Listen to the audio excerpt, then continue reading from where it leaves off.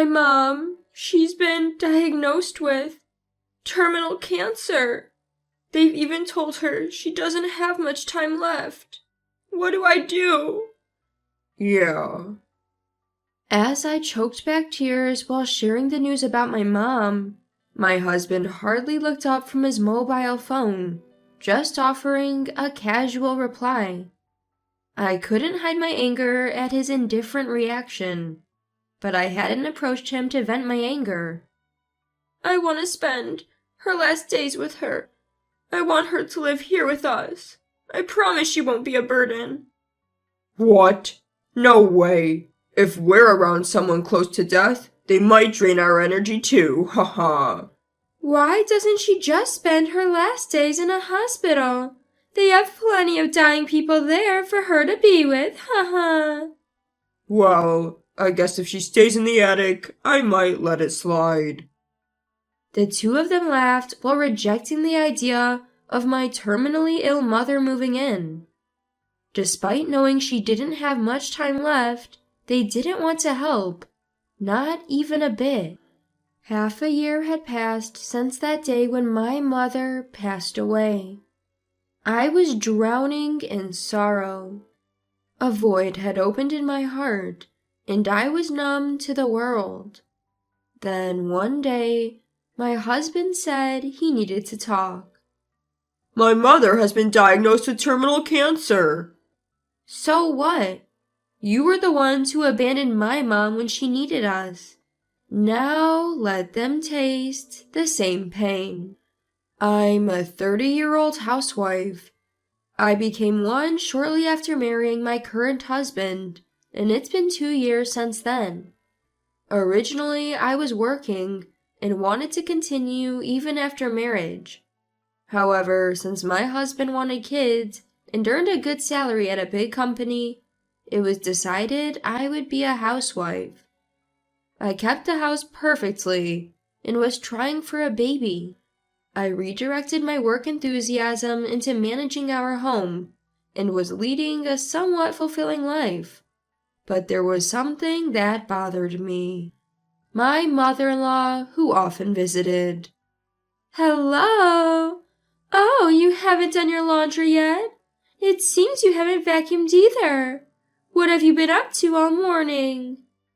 I'm sorry, I had to visit the city office this morning.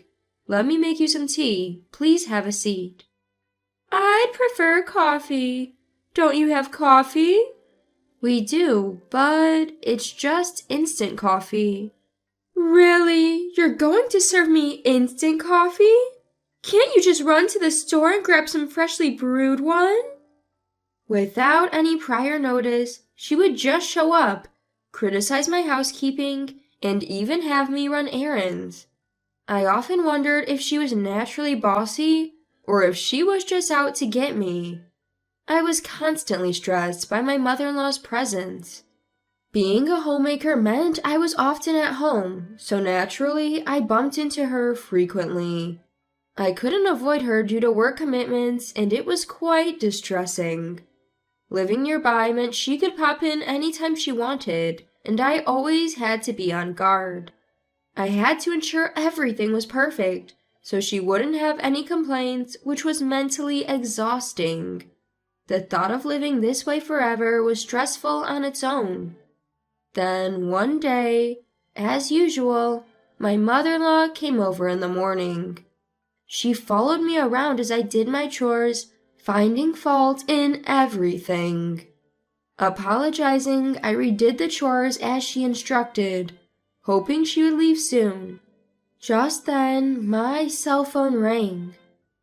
I thought it was perfect timing to escape her criticism and answered immediately. Hello? Hello. Come to Tufts Medical Center immediately. Your mother's been urgently admitted.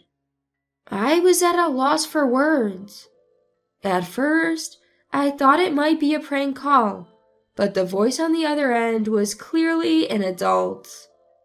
As I stumbled for words, they informed me my mom had collapsed at work and was rushed to the hospital. My mom, turning 67 this year and living alone, was still working part-time. She had always said she felt young and healthy, so this call caught me completely off guard. My mom has collapsed. I need to go to the hospital. Hold on a minute. You're just going to leave me here? It's summer. Maybe she just got a little heat stroke. Isn't it a bit premature to be so concerned? Don't be ridiculous. I'm going to the hospital now. Excuse me. I was irate that my mother-in-law showed no concern, but I rushed to the hospital. Thankfully, by the time I arrived, my mom had regained consciousness. Seeing her smile when she saw me made me feel a little better. A weight was lifted off my shoulders. I took a deep breath, relieved she was okay. I was so scared when I heard you'd collapsed. I'm sorry for worrying you. I've been lacking sleep lately, maybe, that's why. But don't worry, I'll take better care of myself. I'm just glad you're okay. But do take care of yourself, all right? As always, seeing Mom's cheerful face brought a wave of relief over me. But watching her, I realized that while she was trying to appear upbeat, age was starting to take its toll. When I'd gotten the call that she'd collapsed, a terrifying thought crossed my mind. What if she never woke up? So, when she regained consciousness, my relief was immense. Mom had to be hospitalized for a short while and undergo comprehensive medical tests. I've been so preoccupied with work and hadn't been too vigilant about her health. This was a wake-up call. I needed to be there for her. A week after the tests, during one of my visits, Mom dropped a bombshell. They finished all the tests, and they found cancer. What? It's advanced. They don't think I have more than a year. I might stay here for a bit, but if there's no chance of recovery, I think I'd rather skip the painful treatments and spend my days at home. Mom said this in her usual manner, but I was at a loss for words. I struggled to hold back tears, unable to speak, but I thought there's still time, and I decided to focus on making the most of our remaining days together. That evening, oh, mother-in-law, you're still here. Is that a problem? Well, I have something to say. I just came back from the hospital. They found advanced cancer in Mom. They think she might not have more than a year left. My voice trailed off. I felt crushed. My breathing became erratic, bordering on hyperventilation. And yet, my husband seemed engrossed in his mobile phone, oblivious. After taking deep breaths, I gathered myself and continued. I want to be with Mom for her final days. We won't cause any trouble. Can she stay with us? You want someone on death's door in our house? Absolutely not. It's unsettling. Why not let her stay in a hospital? There are plenty of dying people there. She'll fit right in, haha. Well, if it's the attic, I might consider. The two of them casually made these remarks as I desperately tried to hold back tears. In that moment, the trust I'd built with my husband and the rapport with my mother-in-law crumbled. What do these people think of life? Are their own feelings the only ones that matter to them? I never thought he could be this heartless. I clenched my fist, struggling to control the urge to hit him right then and there. You never said it would be a bother. I'll take care of everything if she needs help. Mom can live in my bedroom. I won't be a burden to you at all. It's not about that. It seems you have a bizarre taste in wanting to be around someone on the brink of death, but I don't share that. Shouldn't she be in a hospital anyway? Picky patients say they want to spend their final days at home. Why not just leave her in a hospital? You have duties as a housewife. Caregiving is too much for you. I felt like I was about to snap if I talked to them any longer. Without another word, I stormed out of the house. The door slammed behind me loudly enough that they would know just how angry I was. But knowing that, I doubt it would change how they feel. My heart felt like a complete mess with sadness about Mom's prognosis and the anger and hatred I felt towards those two. I went straight to the hospital and told Mom everything they had said.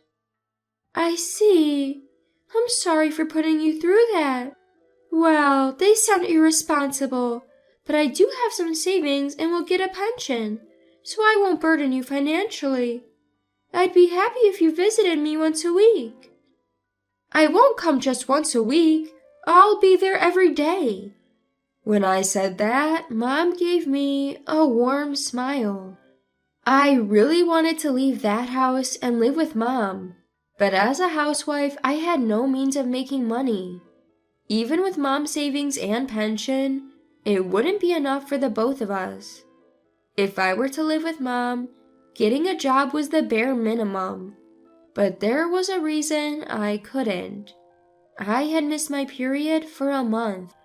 Before we found out about Mom's terminal illness, I had been intimate with my husband. I might have gotten pregnant during that time. I think I might be pregnant. Really? That's amazing. So we're finally having a baby. This means I'm going to be a father. I'm so happy. While my husband was ecstatic about the pregnancy, the joy didn't last. 6 months later, Mom passed away. It hit me like a train, and I was overwhelmed with grief. Tears streamed down my face, and all I could do was cry uncontrollably. No matter how much I cried, Mom wasn't coming back. For the sake of the child I was expecting, I tried to move on from the grief. As months passed, my belly grew, and I gave birth to a boy.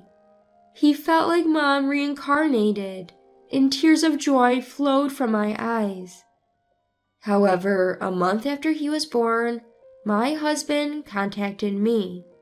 My mom, she's been hospitalized. They found terminal cancer. She's been given a limited time. I was in shock and couldn't find the words to respond. I bet my husband feels just like I did 6 months ago. Suddenly learning that his own mother is terminally ill, he's probably lost and confused. We've just had our baby, and I know it's bad timing, but I'll be taking care of Mom at our place. So, I need you to help with moving preparations and everything. With that, he hung up the phone. Is he serious? If he is, this is incredibly presumptuous. I've thought about divorcing him multiple times. Maybe now's the time. I prepared the divorce papers, placed them on the table, packed my stuff, and left the house. I planned to stay at a relative's place for the time being, but that night my husband called. Hey, what's the deal with these divorce papers? What do you mean, what's the deal? I'm divorcing you. Are you kidding? My mom is going through such a tough time. Stop with the nonsense. Did he forget what he said to me? He doesn't seem to remember what he said when my own mom was terminally ill. So I decided to remind him with his own words. I don't fancy living with someone who's nearing the end. She's not my family. If you want to care for her, do as you please. Seriously? Cut it out. You told me the same thing, remember? When my mom needed us, you abandoned her. So you can't complain when it's your turn. I replied. He went silent. Well, I'm not wrong. I guess he can't argue with that. But I can't deal with you just acting on your own. Come home and let's talk. If I hire a detective, I know where you are in no time. So don't even think about running away. I hadn't expected him to go this far. Knowing him, he might actually do it. I was scared of him stalking me, and also concerned for our child. So I decided to return home. The moment I stepped inside and met my mother-in-law's gaze, she turned beet red and started yelling. How dare you? What do you think you're doing, leaving like that? You devil! I just thought it's quite normal not to want to live with someone who's nearing the end. You felt the same way, remember? Shut up. Don't be disrespectful. After all the betrayals, don't you feel anything? I've never relied on your mother, but think of how much you owe me and my son. After considering that, isn't it natural to provide care? Did all the time she tormented me count as owing her? The one who took advantage of me was my husband, not the other way around. It angered me that they couldn't even understand such a simple fact. But I hadn't come back to this house just to be insulted by these two. Well, whatever. There are only 2 reasons I'm here today. First, just like you didn't help me, I won't be helping you. And second, I'll be seeking compensation for the affair. What? Excuse me, affair? When I talked about wanting to live with my mom, you were glued to your phone, right? I caught a glimpse of your screen then, saw lots of heart emojis and wondered. I didn't check right away because I was mentally drained at the time. My husband looked stunned, his mouth agape, clearly not expecting to be confronted about his affair. Mother-in-law glared at him for cheating, and the atmosphere in the room immediately turned tense. Seeing that expression on their faces felt so satisfying. Inside I thought, serves you right. Why would I help someone who's betrayed me like that? If you won't grant me a divorce, I'm okay taking it to court. And I'll make sure you pay the compensation and child support. You won't see our son again. I won't ever show my face around you two again. The 2 of them were in shock. They'd been so happy when our child was born, probably considering him just as precious, if not more so, as themselves. But I can't let my beloved son be around someone who cheats and disregards human life. I'm sorry about the affair, but how are you planning to live on your own? The compensation won't come immediately. I don't need it right away. I have my mom's life insurance money, which is enough for now. I'm not stupid enough to divorce without a plan. It seems like he was trying to use my potential financial struggles against me at the last minute, but he was sorely mistaken.